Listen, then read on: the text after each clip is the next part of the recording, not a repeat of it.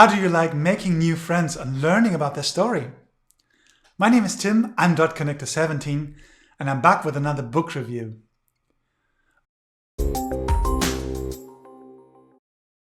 I actually love making new friends and learning about their story and having a good conversation with them.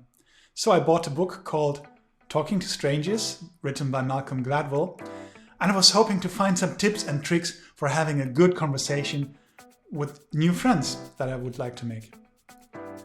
Well, turns out the book is a little bit darker than that. In fact, it explores a few well-known public legal cases from the past where interaction between strangers had not ended well at all. There are also stories about politics, spy stories in it, to illustrate a few principles that apply when we talk to people we do not know. Let's delve in. If you have a conversation with a new friend or with someone you already know for a long time, you tend to believe what they tell you, right? This is the human condition. Most human beings tend towards believing what the other person is telling. That is called the default to truth. And it takes a lot of evidence to make us change our minds. If you ask your partner, are you having an affair? They tell you no. You tend to believe them. But then over time, you start discovering a few inexplicable events. You explain them away. And then maybe weeks later, there is a bigger event. But then maybe weeks later, there is a bigger event, which makes you doubt that assumption. Let's say there is a hotel bill you cannot explain, and your partner was supposed to be in a completely different place. You start doubting. And then maybe there's another event which tips you over the edge. Only then you think, that was a lie all along. And now it all makes sense. These little events that I try to explain away, they all make sense in that new light. But this is the default to truth. We tend to believe the other person. Then it takes a lot of evidence to make us change our mind. Have you ever been to a concert and bought a t-shirt there? Let's say for $35 with the band on it or the band's logo, the name of the album on it, whatever it is, made you belong to the crowd present at the event. Normally, you would never buy a t-shirt for such a high price, but the circumstances at the event made you do it anyway. That's a good example of coupling. We do things we normally would not do in special conditions. Special circumstances. You know, not even spies can always tell the difference if someone else is telling them the truth. And there is a story where the US involuntarily shared a lot of information with Cuba and the Russians thanks to this phenomenon of defaulting to truth. Sometimes we talk to strangers while under the influence of something. For example, alcohol. Emily go to a university party. She had already had some alcohol, and after a while was very dizzy, woke up, and her skirt was up. She didn't really know what happened. She had lost memory of the past half an hour.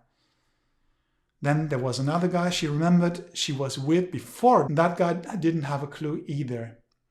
Was there some sexual abuse in the meantime? Yes or no? That was difficult for me to read, but it was also important to read. Do you remember the TV series Friends?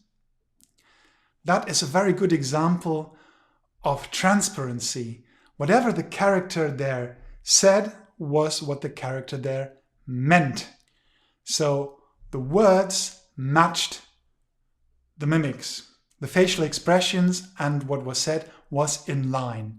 That is emotional transparency. On TV, that was there with Friends, but in real life, that is not always the case.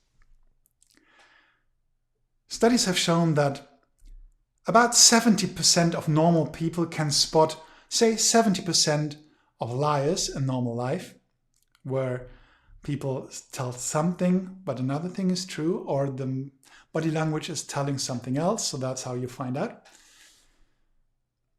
And then, again, back to the spies, they have special training.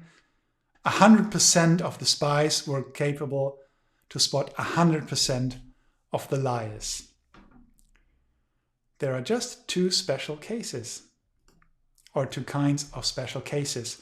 One is Bernie Madoff, who was a fraud. He had done business with the biggest banks, which went into the billions, and he always acted very composed. Nobody ever doubted that what he was saying wasn't actually true.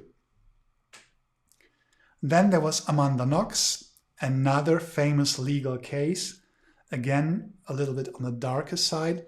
She was accused of having committed a murder in Italy of a fellow student. Then the court was brought to the USA. And she got famous as the angel with the cold look, something like that. I don't remember. So Bernie Madoff was a fraud who acted like an honest man. But Amanda Knox was not convicted because she wasn't even in the same room while that crime was committed. But the way she acted in front of the judges made everyone believe that she was guilty. So she was the innocent, acted like a guilty one. And those people sometimes remain undetected. Sandra Bland wasn't really in great shape or great mood when she got pulled over by the police. She was tired, had a lot of concerns on her mind, and didn't like getting pulled over in the first place. Things got even worse when she realized that the policeman asking the questions acted in suspicious ways every single time. She became louder and things sort of piled up. In the end, the policeman arrested her and she was brought to prison.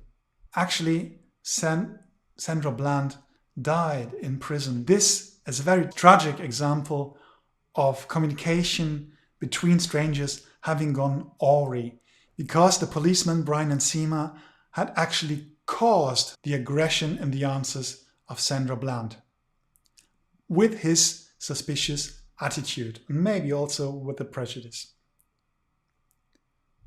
The only thing that happened afterwards to him was he was accused of not having a lot of empathy, and he was taken away from that sort of work with the police. In a nutshell, our strategies to make sense of strangers are flawed and unpredictable. It is a very good idea to approach them with more empathy, restraint, and humility.